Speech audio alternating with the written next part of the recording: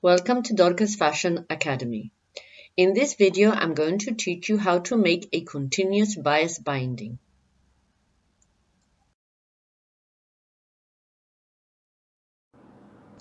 Firstly, you take a square. I took a 30 by 30 square and you cut across the diagonal line.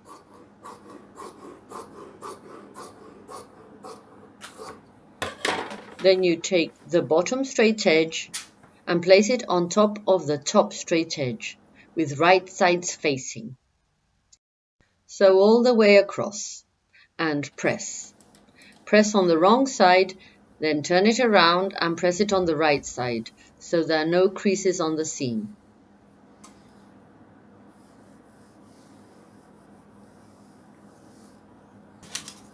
Now with a ruler or tape measure, measure and mark the width of the binding that you require. Here we have done 6 centimeters. Draw all the way along the diagonal line and create your bindings, as many as will fit into your piece.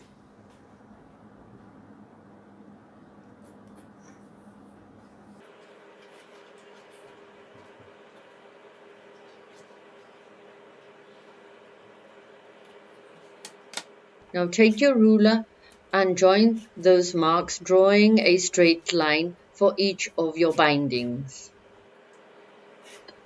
Take extra care to draw up to the edge of the fabric because we will be using these marks later.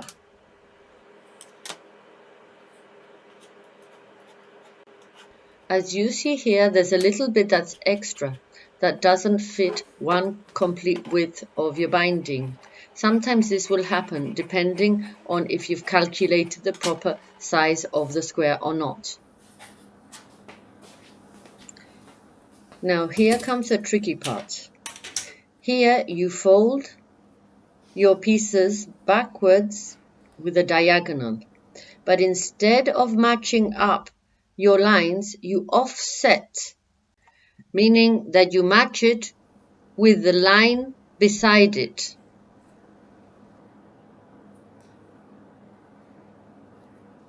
Match up all your lines until you get to the end.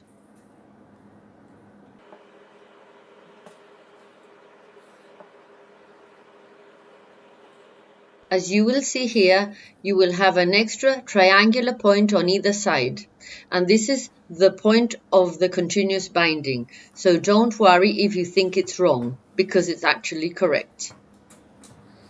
Sew and press your seam.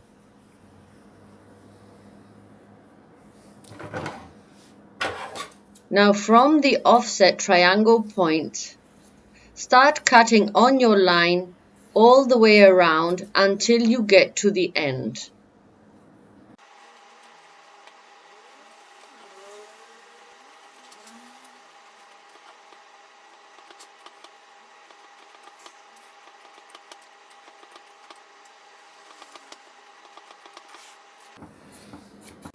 So here we have a long continuous strip cut on the bias. And with one small piece of fabric, we have managed to make 3 meters 30 by a 6 centimeter binding. I hope that you've enjoyed this video.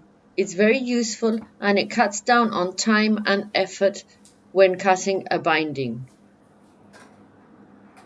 In our next video, I will teach you how to calculate the size of the square that you will need depending on the length and the width of the binding that you require.